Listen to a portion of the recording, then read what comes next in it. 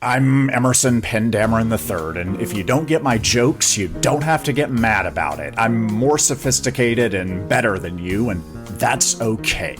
I may be objectively more materially, spiritually, and sexually successful than you, as well as more suave, debonair, cerebral, and sensual, but that only causes you to suffer if you allow it to. The truth is, you're not missing much. I'm better than you, and it doesn't make me happy. My incandescent brilliance makes the world fractally complex, which makes it hard for me to commit to arrogant, asinine opinions the way you obviously enjoy doing. My bottomless reservoir of compassion means it breaks my heart every day that I can't save everyone. You may lack my depth of feeling, but you can start by loving yourself and getting out of your own way. I may be running laps around you in every meaningful field of human endeavor, but if you could set aside your ego and insecurity, you could learn something. KCHUNG, Los Angeles, 1630 AM, kchungradio.org. This is Emerson Dameron's Medicated Minutes, medicated-minutes.com. I am Emerson Dameron, the producer and host of the show, but hardly the most interesting star in the EDMM firmament, because this show is about the most fascinating subject in the world, which is you. And I beg of you, if you remember only one thing from tonight, do not hide your intelligence. Playing dumb does not work for you. This is Los Angeles, and people dumb it down because they think that's what's gonna sell. Screw that. Shine brightly. Do not be afraid of your own light and heat and intellectual courage and humility and honesty and sparks and friction. This has nothing to do with innate ability. This is about how you greet the world, the attitude that you adopt out of habit. You are what you do every day. This is what you do every day. This is the gift that you give to yourself and to others to create the kind of world you want to live in. This is the constant flow of the feedback loop of communication. Don't play dumb. I don't play that. Don't be afraid of your own intelligence. Because tonight I will show you things that you may not be ready for. And right now, I'm not sure if you are playing dumb. It reminds me of an experience I had watching a Lifetime original movie. I was on vacation, I was quite stoned, and I couldn't figure out if one of the players was a bad actor or a good actor playing a character who was supposed to be a bad liar. That brings us to you right now, and whatever it is that you're doing. I'm not sure what to make of this. I know you have a crush on me. It's kind of cute. I'm flattered, but this is not grade school. This is serious business time right now. We have important work to do tonight, and so far you are not acing this. There was a reading list. I assumed that you had plenty of time to get through that. No, it's not just Ulysses and the Art of War. There's a whole reading list that would have prepared you for the experiences that we're going to have tonight. In a way, the fact that you're going in unprepared is kind of sexy. But I at least need to know that you're sharp enough to be able to enter into a contract so that I can own you, because I own you for the next hour. That's the agreement, and it feels unethical to me if you're not able to make your own grown-ass, grown-up decisions. I only dominate the willing, the deserving, the ready, the able, and the wildly enthusiastic. And you've checked off at least a few of those boxes, but I need to know that you have the spark plugs to know what you're doing, and I'm going to take your word for it. There's a spark in your eyes. You have the excellent taste to be head over heels in love with me and long for me day after day, night after night, and also listen to this show, Emerson Dameron's Medicated Minutes, which is the #1 avant-garde personal development program in Los Angeles, for reasons that we will discover tonight. I am one of those reasons. I will turn you inside out, and I will help you break all of your bad habits, except for one. That's me. And I do this entirely in a giving mode. Spending time with you in this way, this creative collaboration, this give and take that we have, this for me is its own reward. However, I do like to feel appreciated. And if you are of an artistic bent, for instance, if you're a musician, I would love it if you wrote and recorded a song about me. Possibly one of the catchier ones, like the lead single from an album that could also be all about me. Normally, I most enjoy consuming content that is both by and about me, but I'll settle for one or the other. I would also love to have an abstract painting inspired by the waveforms of Emerson Dameron's Medicated Minutes. That would make me feel appreciated, like I matter. And if nothing else works out, I could definitely be open to hate sex. But I could go either way. Just don't screw with my head. I'm Emerson Dameron. I love you personally. This is Emerson Dameron's Medicated Minutes. Here we go.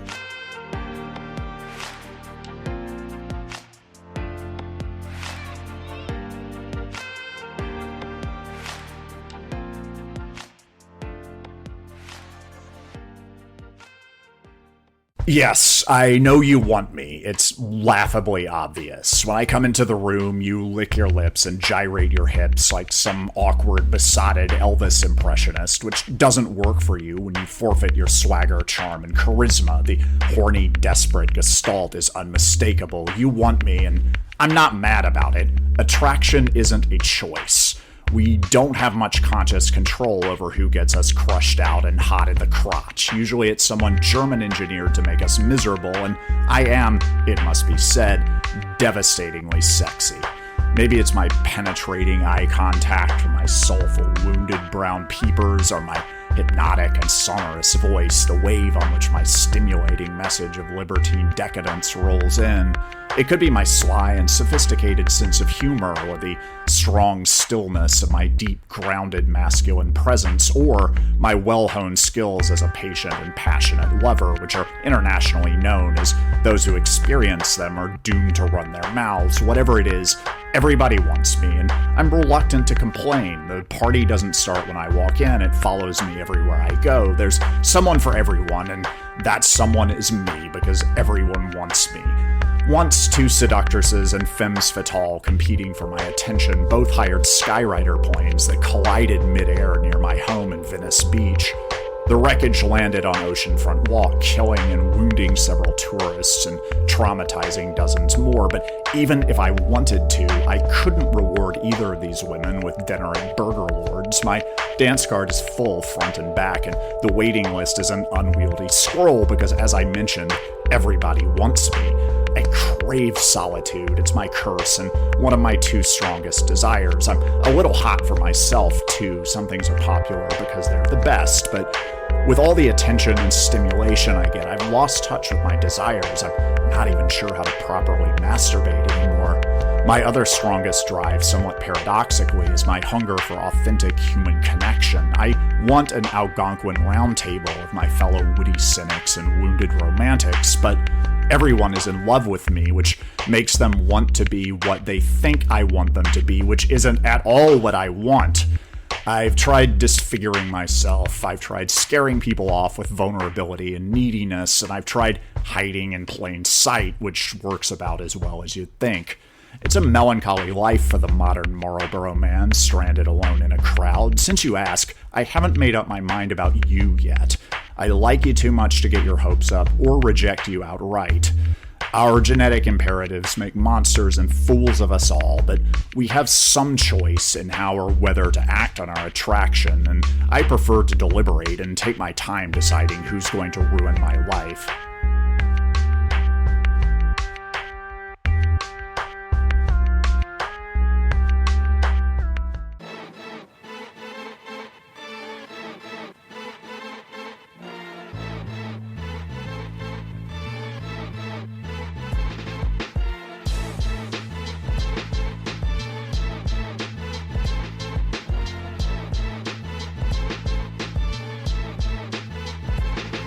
Reciprocity now, generosity later. You know you're a generous person. You know you're full of love. We're all one. You smoked the venom of Bufo alvarius, the Colorado river toad, and had a psychedelic experience. You have no more illusions of separation, but you're still struggling with some of the social dynamics, and you're getting played, and you're getting rolled on and manipulated. And that's got to stop. Get good at being selfish. Take some time off to figure out what you want and who is being good to you, who's on your team, and then start a loyalty program. You could have punch cards, whatever. Reward first-class treatment. These people are guests in your penthouse suite. That is your reality. If they want you to come visit them in their world, they can pony up and fly you in first class. Second class is the first one out, and you're just going to ignore anybody that treats you that way or train them like dogs. Reward the good treatment. Ignore the bad treatment. Ice that out. Just ignore it. If they're trying to get attention, they failed. They deserve to fail. But for bullies and parasites, bullies know what they're doing. They have plausible deniability. Your sensitivity and vulnerability is your gift to the world. Don't let them hurt you for that. Parasites just don't have their own thing going on because they don't have the courage or the confidence to take those kinds of creative risks. And you can wish them the best. You can help them out if it works and they pick up what you're laying down and they go on to achieve something of their own. If they use your help to help themselves and get better and start bawling, that's one thing. But if they're just perpetual victims, unhappy and unlucky, essentially by choice, but not even able to be aware of the choices that they make, you may not have time. You know, life isn't necessarily short, it's long. The world is small. You don't want to alienate people just to do it. But if you've been people-pleasing, it is important to establish who you really are. Because people can't trust you if you're not asserting yourself and letting it be known who you are, what you stand for, what you love, what you hate. Do that first, and then treat others the way that they treat you. And pretty soon, people will gravitate to you that understand generosity, that ride the toad and know what that's all about. And then you'll be in business. You can put the G in generous and be genuinely generous, and then it's on.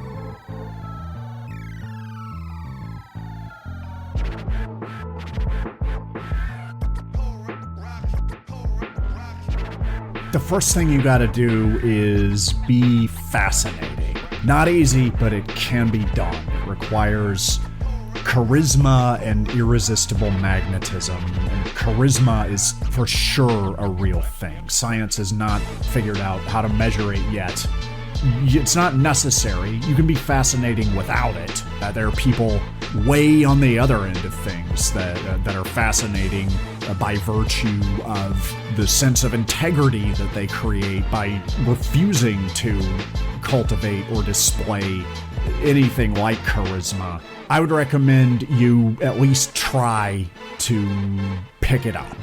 If it's out there, go find it. Have an interesting time looking for it. It will be a little bit harder than you think, because if you're low on charisma, you're going to meet people, they're going to have charisma oozing out of their pores, and that's going to affect your life in a way that's not necessarily positive. You're going to discover, as long-haul listeners of EDMM already know, that monogamy is another word for non-consensual non-monogamy. Marriage is a crock that was created to stop peasant revolts and subjugate women for the royals to keep people down, and it's all there just to keep us from the unfettered sex fest that is our God-given natural right and would be so easy if we could just get out of our own way, which is one thing that naturally charismatic people naturally do. But if you're not one of them, and in fact, in the early days of conscious incompetence, you're well aware of how charisma deficient you are. If somebody with a whole lot of charisma comes by and when they leave, you're no longer in the relationship that you were in previously, because your person that you thought was perhaps your lifelong lover has taken off this paragon of charisma. If you are really strong in your thinking and very strategic and seeing the world from the perch of your highest intelligence, you might think, that's something I want to cultivate, or at least try, and if I fail, I can find other ways to be fascinating. More likely, especially because at this point, you're hurt, bleeding, you're going to just start resenting charisma itself. And that's going to make it incredibly hard to cultivate. That is an anti-charismatic move. The easiest way, I think, to get started is to, when you meet people and you start talking, make those people guests in the luxury penthouse suite that is your reality. You can do that more easily when you know damned well who you are, which could be somebody with a background in archaeology or working at a convenience store on the graveyard shift. I did that. That was wild. That changed me in a lot of ways. Or know that you're made of bees, if that's the case. And you can use CRISPR to create different kinds of bees for different functions if you need to do that, which would be to change the bees you want to see in the world genetically. Be curious, inquire, be inquisitive, and be fully present. See what happens when you turn your full attention on this fellow person. See if you can figure out, without asking, what they are truly passionate about, what makes their eyes light up. Expound on that. Free associate, riff, yes and, tease, banter, but as long as the subject is something that is meaningful to the person that you're talking about, to the extent that you can see them light up when the topic is raised, you're cooking with gas. Especially if you steal my patented move and are constantly surrounded by a swarm of bees.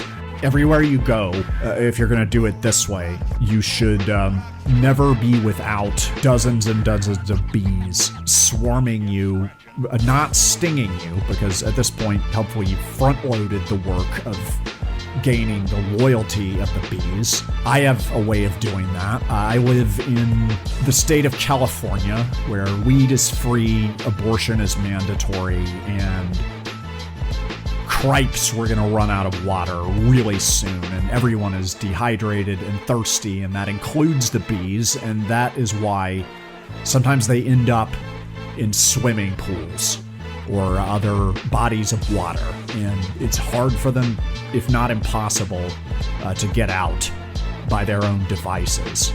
They're going to drown if they don't get some help, and if you're there and you see that happening, save the drowning bee. And do this over and over again at every opportunity, and soon enough, you will win the ironclad loyalty of the bee community in your area. And if you don't live in Southern California, there's probably another method that works better because it's set and setting, but you need the swarm of bees. That's an essential part of this whole charisma building exercise. KCHUNG is a celebration of the street-level activism, experimental theater, comedy, and performance art, wildly eclectic music, and edge-of-the-world weirdness of the most diverse city on Earth. We're LA's rebel radio family, the hub for Southern California conversation and chaos. We do a lot with a little, and we need your help in the form of your hard-earned frog skins. Go to kchungradio.org/donate. Give what you can, and be honest. Hey, beautiful. I love it when you push my love buttons and make me feel good. You make me feel so good. It makes me want to make you feel good. It makes me wish you were here so I could make you feel good all over the place and then clean it up with an old t-shirt I meant to get rid of anyway. When I close my eyes, I imagine the two of us together in a hot tub, skin to skin, tongue kissing, and feeling so good it feels good. When you embrace a lifestyle of casual sex, the Minotaur in the Labyrinth is the Love Jones, catching feelings. Here's how to keep it smart, safe, sexy, and casual. Maintain emotional distance. This is exactly what meditation is for. Protect your heart. Prioritize friendship. Lance the romance before it gets swollen and infected. Limit intimate moments. It's about pounding it out, not crying it out. Avoid idealization. No one belongs on a pedestal. It's dehumanizing, and they don't deserve it. Set clear boundaries and communicate in the language that person understands. That would be the love language of spicy, five-alarm dirty talk. Explore other relationships. Get involved in different activities. Different people get really deeply involved with certain people who don't know each other. You can keep it casual. It is possible. And, if feelings are caught, you can release them. Thanks to our sponsor, Meditation. Meditation kills feelings dead.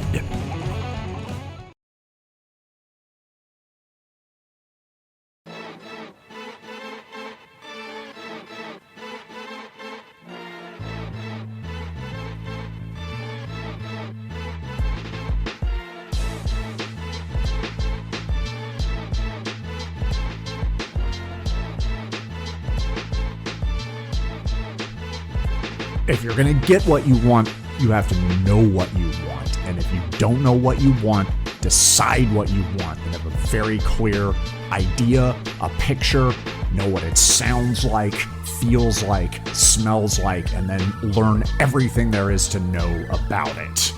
If you want a boat, learn everything there is to know about that boat and boats across the harbor. Quit your job that you hate anyway and spend all of your days in the Marina del Rey Public Library, which has a massive selection of books about boats. You'll be broke because you quit your job. Hopefully you're charming and people will give you money to buy sandwiches because you need that energy to absorb the information that you're reading about boats and philosophy and Crowleyan magic so you can manifest your bloodthirsty demon boat into existence. Know why you want a demon boat. And that requires understanding your values, understanding the value of values, how to value them. And quantification is not a perfect paradigm, but it's the one that we like the best in America. The scoreboard doesn't lie. So much like the great philosophers, such as Seneca and Aristotle, you will want to calculate the value of your values using an abacus. And slide those balls back and forth. Those nice, smooth, hypnotic balls, the way that they move. The clacking sound that keeps your confused roommates awake at night. And hypnotize yourself with the balls and then believe whatever the hell you want. The important thing is that you take action. Ideas are nothing without massive action, and that means execution. Killing someone is maybe not the best thing that you could do with your time, but it's better than nothing. You are what you do every day. If you're really all in on something, you're going to do it every day, or you're not going to do it at all. So, unless you're killing someone every day, you're not really a murderer. So you could kill the ghost over and over again. That would be repetitive, but that would be taking action. Take action. Do it to it. Do the damn thing like we always do about this time. And whatever you do, go all in. As you get in the game and get active, you will encounter problems.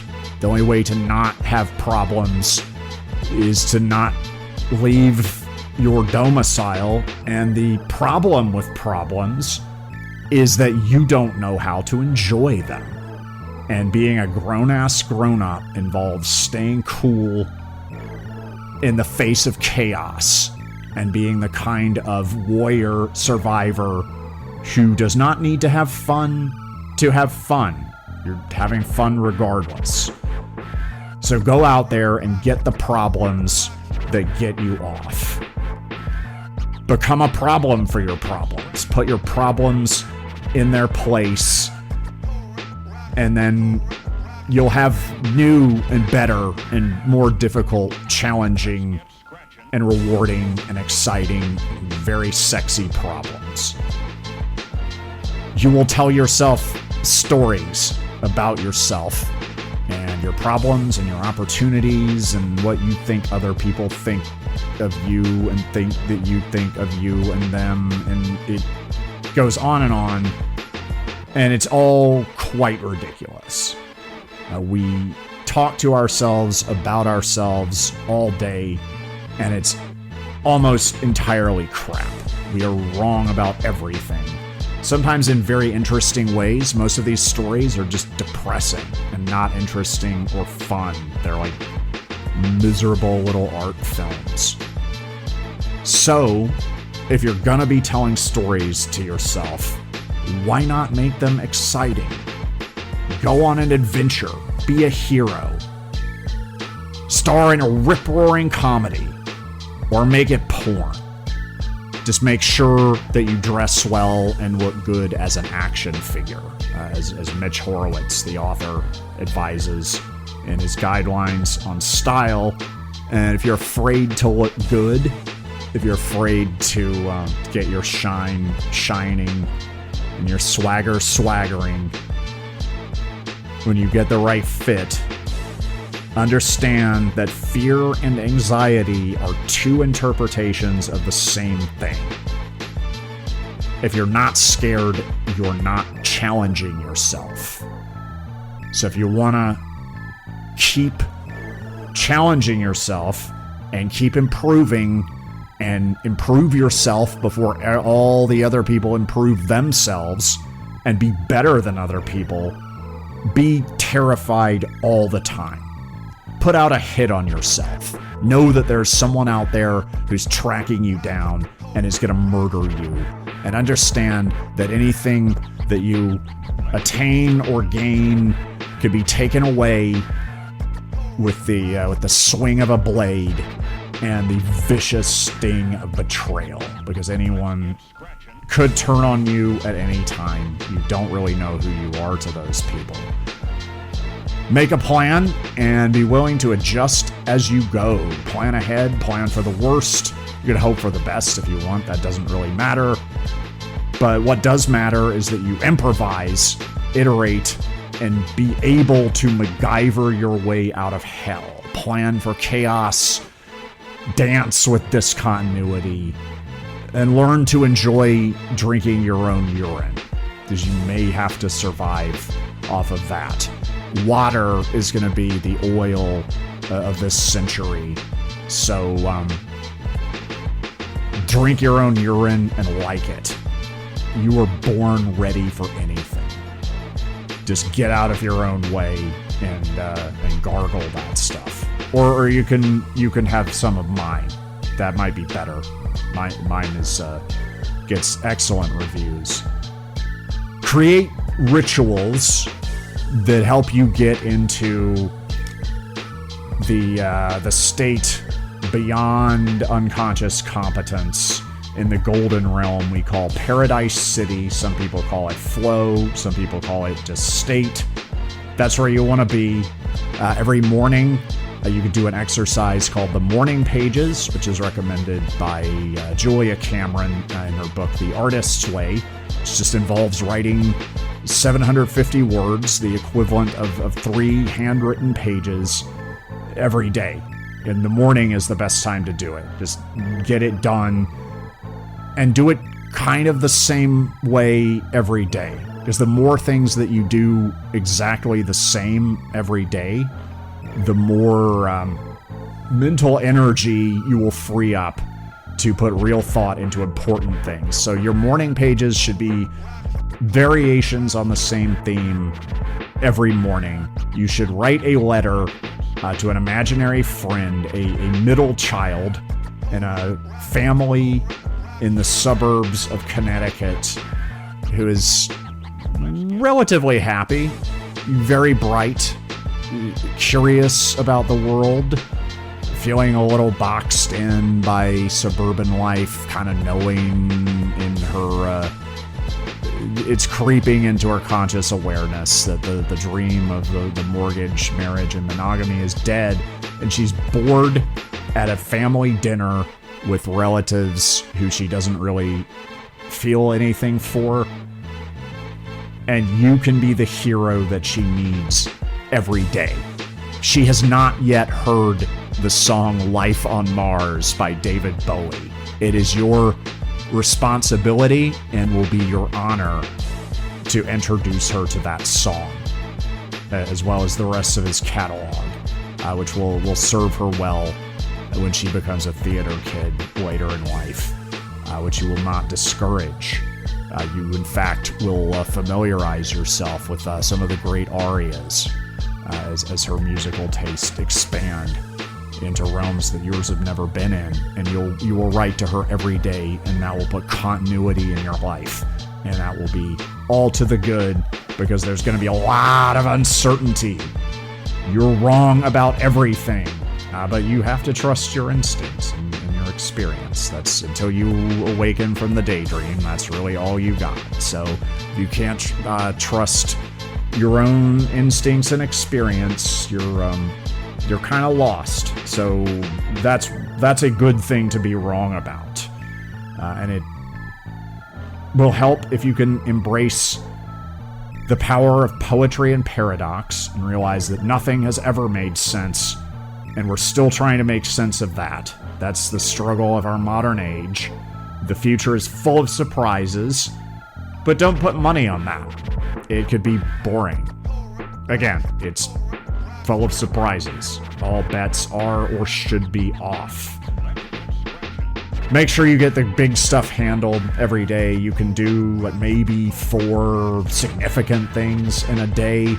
You'll give yourself a massive to-do list, and then you'll barely put a dent in it, and you won't trust yourself. So stay humble, take notes on how it goes, and again, revise as you go.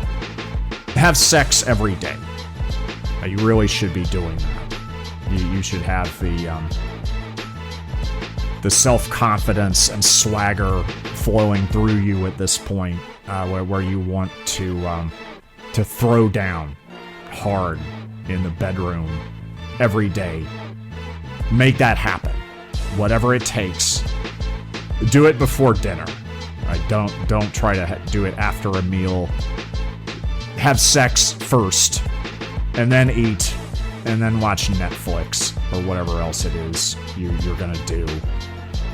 And make sure that at least twice a day you do your meditation practice. Meditation is not a nice to have. It is absolutely necessary for enduring the cascading avalanche of too much information, too much garbage, too many outer orbit acquaintances taking up our time and awareness. You need a meditation practice. It doesn't have to be sitting meditation. That's boring, and the people who do it are obnoxious and precious, but you can do screaming meditation. Like, it's kind of a combination of meditation and primal scream therapy, like John Lennon and Yoko Ono did. Just make sure you do the same thing every day, because every day should be close to identical vis-a-vis your own itinerary and plans, so that you will have plenty of energy left to deal with the inevitable. I don't know. It's not guaranteed. Nothing's guaranteed. You're probably going to chew on some chaos. So be consistent in the areas where you control, and find the people who deserve to have you around and share your oxygen. And only hang out with people who deserve your company and who you enjoy hanging out with more than you enjoy being alone, and who enrich your life in some way. They can be mentors, people who are a couple of levels ahead of you, but humble and see the greatness in you and help bring that out rather than just trying to make copies of themselves. You want to be aware of that. And help people who are struggling but can help themselves. If you give them a hand and give them a platform, they can take it from there. And they can take it with them, and they can reciprocate and return your gratitude at some point, which isn't the point. If you never see them again, your job is done, but it is kind of nice. You can have someone around to help you move across town, or just enjoy a pizza without them moving. You will be filled with gratitude. You have people like that on your team, and you really ought to be. It's not. There's no should. Like, just be full of gratitude all the time. You already are. You can't help it, because gratitude is everywhere. So be grateful for everything and to everyone. If somebody is your enemy or did you dirty, you may as well learn what you can from it and laugh. Ask yourself, what can I learn from this? What's funny about this? And then get revenge and be grateful for the opportunity to do that, and sharpen your killer instincts. Make peace with your capacity for violence. Be grateful to anyone you may have choked or strangled over the years. Those are your best teachers. They helped you in ways you'll perhaps never fully understand, but that are deeply embedded in your psyche and who you are and how you move in the world. Have gratitude for fruit cups, for the sunk cost fallacy, for the color magenta. And when you have a chance, get some stuffed animals. They could be yours or somebody else's, or you could get them from a thrift store and set them on fire and sacrifice them and purify them with flame, because you can, and be grateful that you can, because you are free.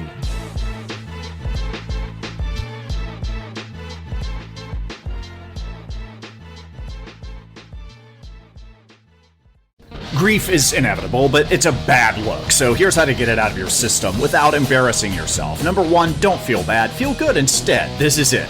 This is the one piece of advice that will solve all of your problems. Number 2, replace the loss. Determine the exact value of the thing you lost and get something of equal or greater value. You are now objectively made whole.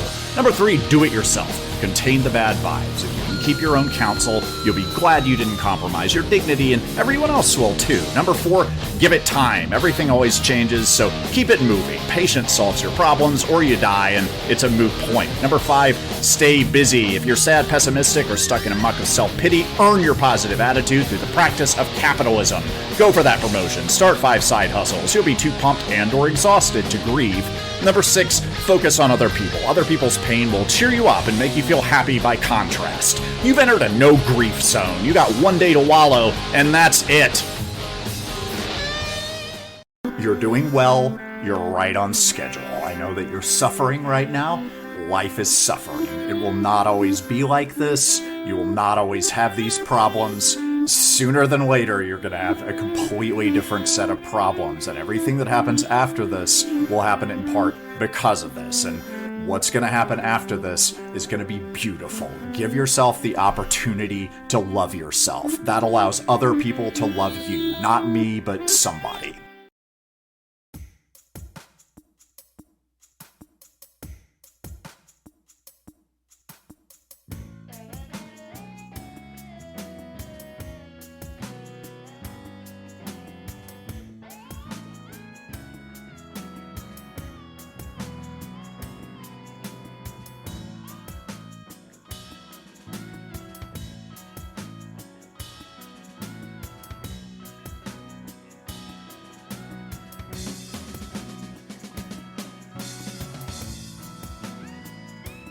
Since I was a kid, I've had an avid interest in self-help. I think it's self-evidently true that thoughts are causative to some extent, and that what we think creates the world that we live in. I like the idea that change is possible, and if it is, I think we should do it intentionally. Sometimes I think that it's better to be high on yourself and wrong than down on yourself and right. I have a brutal internal monologue. I have a drill sergeant that lets me have it. Anything I can throw at that, be it CBT, affirmations, ketamine-assisted therapy, meditation, hypnosis, all under the rubric of personal development. I'll do it. Hitting a punching bag is really the best thing I've found. Really, I just want to be better than other people.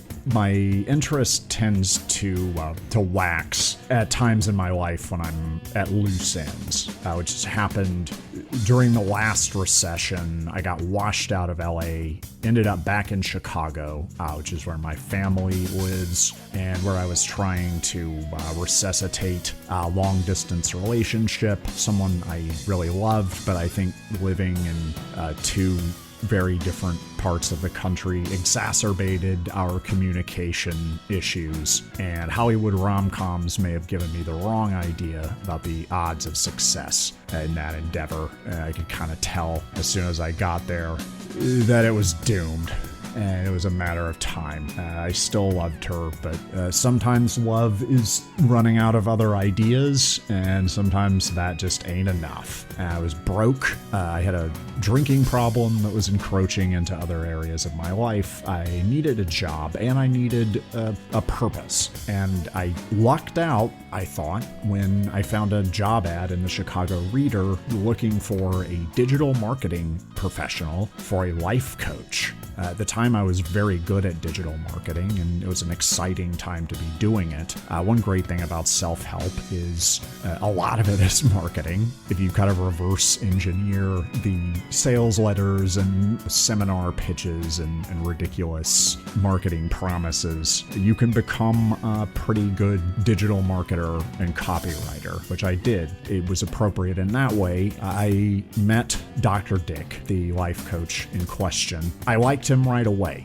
He was clearly full of it. I had some narcissistic traits, but also was very articulate and saying nothing of substance. He had a book called Outgrow Your Shrink. His angle was basically, there's nothing wrong with you. You're not sick. You're not broken. You just need a little nudge into your zone of greatness. And psychologists and psychiatrists don't get you because of science that keeps them at arm's length. So what you need is an uncredentialed, possibly dangerously unqualified life coach, because that's going to be the wild ride that's going to get your juices flowing again. And I liked that.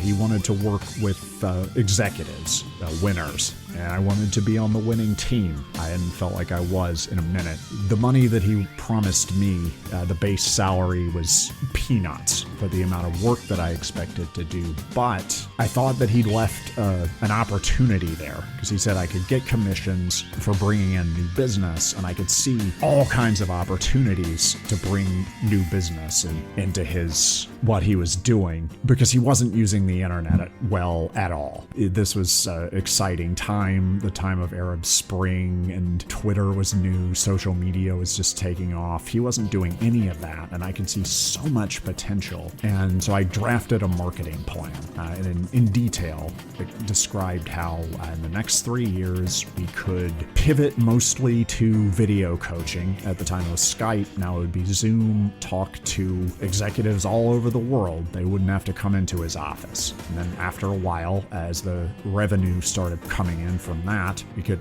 hire other coaches and let them do the coaching, and let Dr. Dick jet set around the country on the lecture circuit, which seemed like the sort of career appropriate for a narcissist. And just to reiterate, like at the time, I did not mind his narcissism. When you're very depressed and anxious, having someone that's never wrong, they're always right, screw everyone else, is exhilarating when that person is on your side. Dr. Dick said that he loved my marketing plan, but then he just dismantled it, sold it for scrap. And by the end of it, there was nothing really to actually do.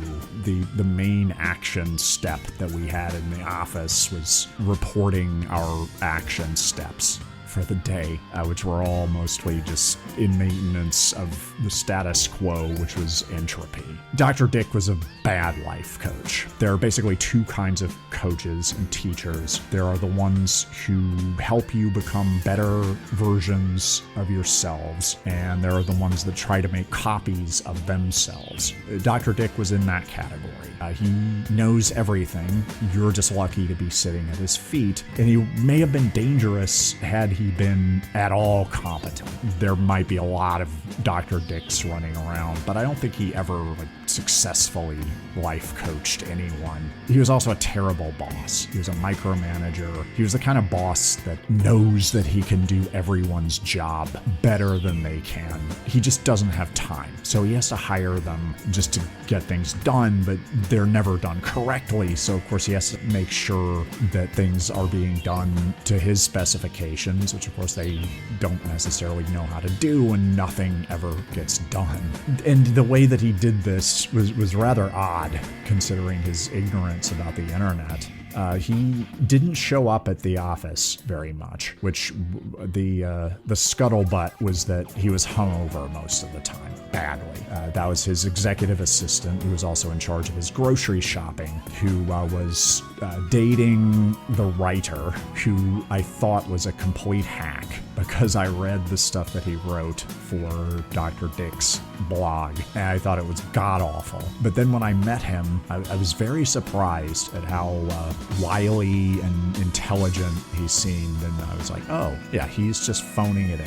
He, unlike me, he has the awareness to not take this seriously. Then he quit. Then we had an all-hands meeting where all of these people who had been spending time together when Dr. Dick was not around, getting bullying emails from Dr. Dick, trying to micromanage them to death, and had been comparing notes and just building up hostility toward him until they were out for blood. He came in for the all-hands meeting, which turned into a combination of an intervention and a roast. The executive assistant wanted to set boundaries. The ex-Marine / HR guy lashed out. The guy whose other hustle was selling his sperm to a sperm bank was just kind of there. He and the ex-Marine quit. So both of the convicted felons were gone because we hired people and then did background checks. And after a while, it was like I was kind of one of the OGs. Like just after 6 months, everybody that was there when I started was gone, and it was basically just me and Dr. Dick a lot of the time. And I still kind of liked the guy, which is how I learned. It was weird. Like I could see, narcissists suffer quite a bit under the surface, and sometimes right on the surface. Like it's not a sustainable way to live. It's its own punishment. That's not necessarily gratifying when they're treating you like trash, but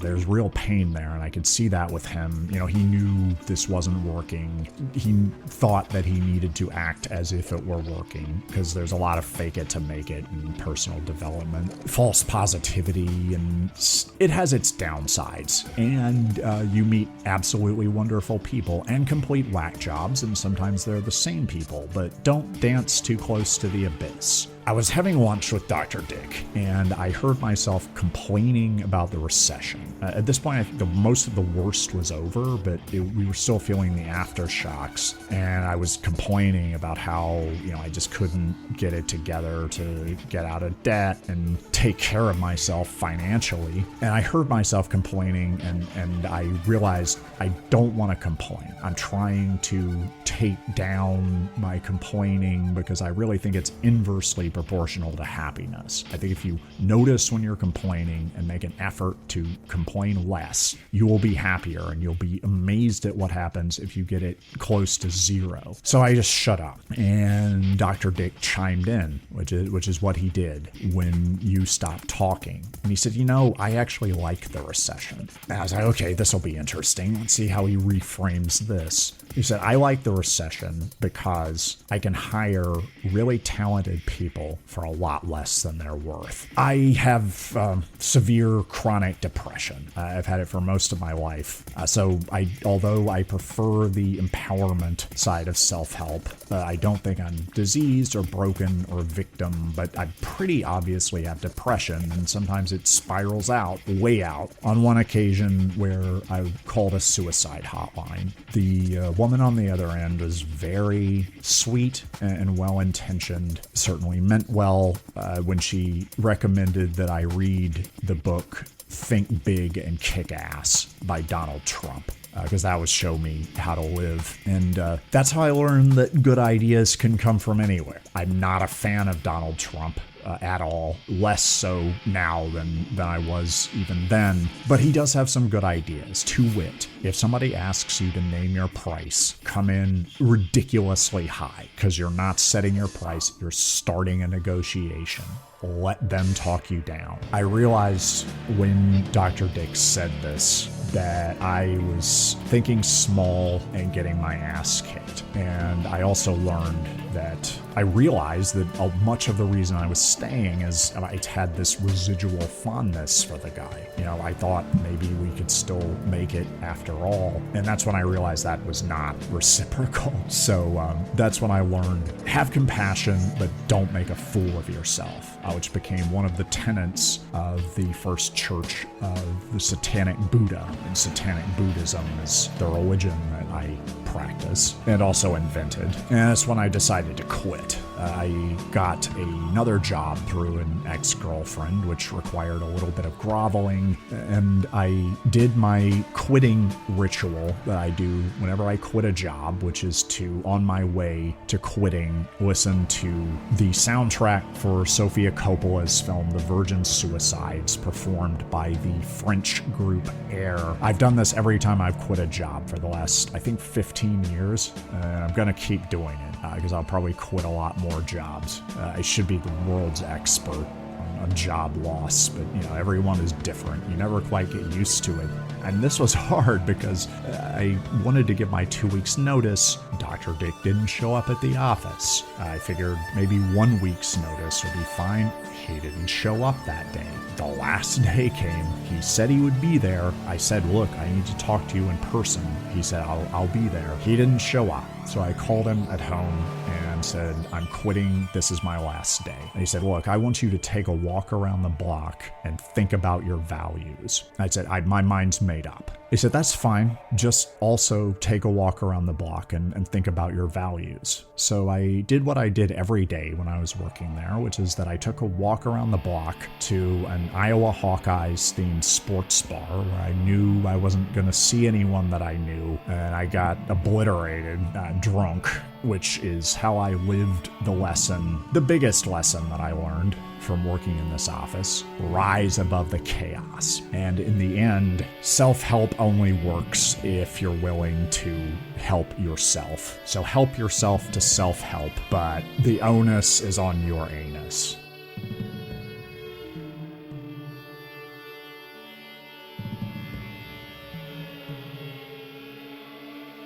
I'm standing in a swanky mid-century modern living room. I'm naked, and I'm not alone. A man and a woman are looking at my body with sly, knowing smiles. They seem to be admiring me, although I can't fully gauge their sincerity. The woman remarks. He looks good. The man says. Yeah, but he doesn't look real. I become self-conscious about my acne scars. The woman suggests I should get a modest but remarkable tattoo. Something that tells us who you are. Something that says, hello. I point to the spider on my shoulder I got from my college roommate. She said, That doesn't cut it. I'm pretty sure they're screwing with me, but not sure enough to call them out on it.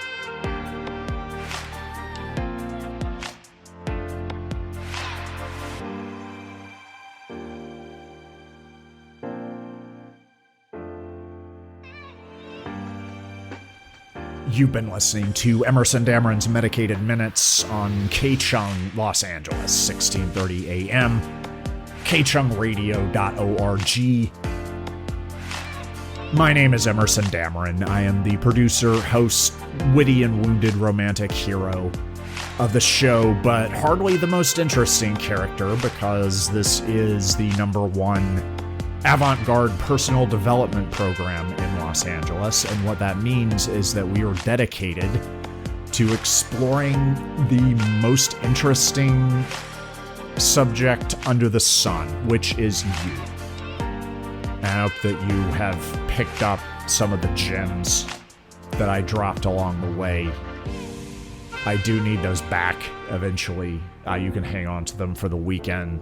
You've got people coming in from out of town, show them off, but then I need them back polished by at least end of day Monday. So, and any acts of appreciation mean a lot to me. I put a lot of work into this, and it does make a difference when I know that it matters, and I matter. I've been through some stuff, some challenges and difficulties. People try to play me. You're out of game tokens. Your fun times are over. I'm still angry at some people who are angry at me for reasons that I don't understand, and that's why I'm angry at them. But I'm getting over it because I'm back to what matters. That levity saves lives, at least temporarily, not permanently, I don't think. You don't have to evangelize for the show. I do hope that it's enriched your life. We have not had the discussion about exclusivity yet, which, in the absence of that, I assume that we are not exclusive in terms of our parasocial relationships. So if you could bring in a few extra listeners, that would be both hot and cool, and I would feel very appreciated, which is important to me. I like to be acknowledged. I like to to know that I exist and that I matter and that I'm loved. Like you are. As long as I'm around. This is Emerson Dameron's Medicated Minutes.